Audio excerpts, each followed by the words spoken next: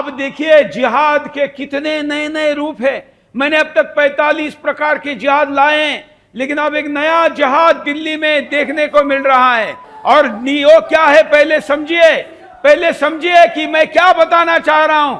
मैं समझाना चाह रहा हूं कि मुसलमान पहले हिंदुओं के नाम पर दुकान लगाते थे, अब यहां दिल्ली में दुकान का नाम नॉर्थ ईस्ट लिख दिया, मतलब पूर्वोत्तर भारत, और वहां पर गौ मांस बेचा जा रहा है। और जब वो पकड़ा गया तो फिर बवाल ये किया जा रहा है कि दिल्ली में नॉर्थ ईस्ट के लोग सुरक्षित नहीं है।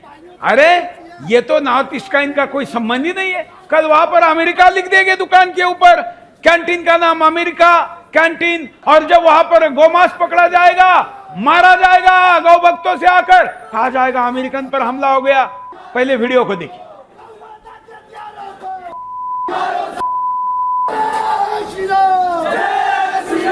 अरे मेरे भाइयों से मेरी विनती है, बैठ जाओ अपनी अपनी जगह पे, कार्रवाई करवानी है, इसको बंद करवाना है। ऐसा कर पुलिस को बोल रहा है।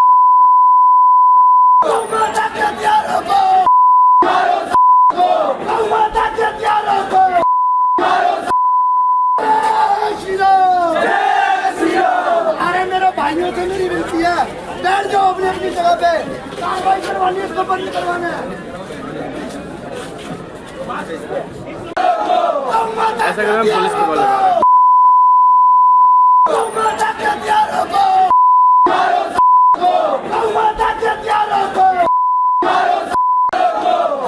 ऐसा कर पुलिस को बोल रहा है। एक कॉल रिकॉर्डिंग सुनाता हूं, शायद इससे आपको मुद्दा अधिक स्पष्ट हो। देखिए। 2 मिनट। क्या बता रहा हूँ, कौन है? थोड़ा वो मीट चाहिए था। मीट? कौन सा मीट? काऊ।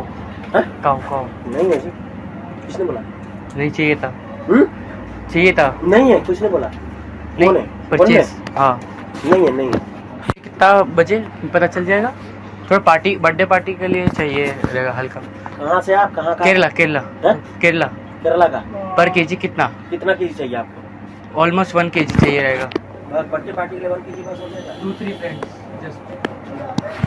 कितना केजी? कौन फ्रेंड ने बताया आपको? कौन फ्रेंड है? मतलब माय फ्रेंड के मतलब ही मिल गया 400 रुपये किलो।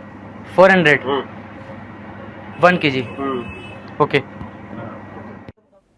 सबूत है, जब यहां पर कैंटीन है और किसी प्रकार का नॉन वेज नहीं है या इसी अनुमति नहीं है या गोमांस बेचना बैन है, ऐसे जगह पर गोमांस नहीं, हम कुछ और बेच रहे हैं बहाना बताकर।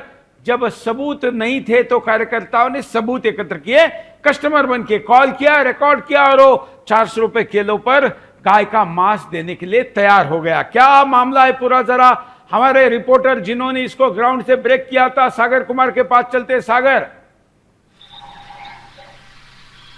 पूरा बिल्कुल। देखिए ये देश की अभी तक हमने जो सुदर्शन न्यूज ने जो इस तरह के मामले दिखाए हैं, वो जो दिल्ली के मिनी पाकिस्तान है, नॉर्थ ईस्ट दिल्ली, सीलमपुर, जाफराबाद, खजूरी, भजनपुरा, मंगोलपुरी, सुल्तानपुरी, इस इलाके से दिखाए थे जहां पर मुस्लिम बहुल इलाके हैं। वहां पर इस तरह की घटना खुलेआम चलते हैं, गोमांस बिकता है, गायों को काटा जाता है। लेकिन ये देश की राजधानी वहां पर हुआ है जहां पर दिल्ली विधानसभा कुछ ही दूरी पर है, और ये दिल्ली का सबसे पोश इलाका माने जाने वाला मॉडल टाउन इलाका है। और मॉडल टाउन का भी वो दिल्ली विश्वविद्यालय, बिल्कुल दिल्ली विश्वविद्यालय के अंदर ही ये विजयनगर पड़ता है।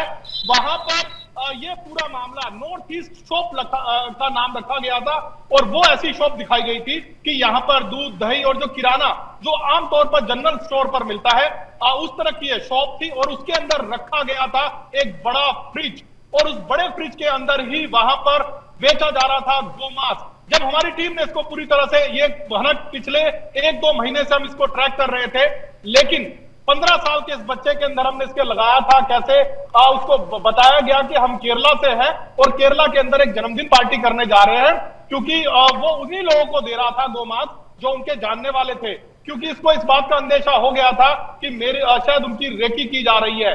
और ऐसे ही ये पूरी तरह से ट्रैप के अंदर फंसा, क्योंकि केरला और ये जो इलाका है ये पूरा एसएफआई और वामपंथियों का गढ़ है। ये तमाम यहाँ पर जो संगठन है वो एसएफआई और जेएनयू के यहाँ पर तमाम हॉस्टल्स है और उनका गढ़ है।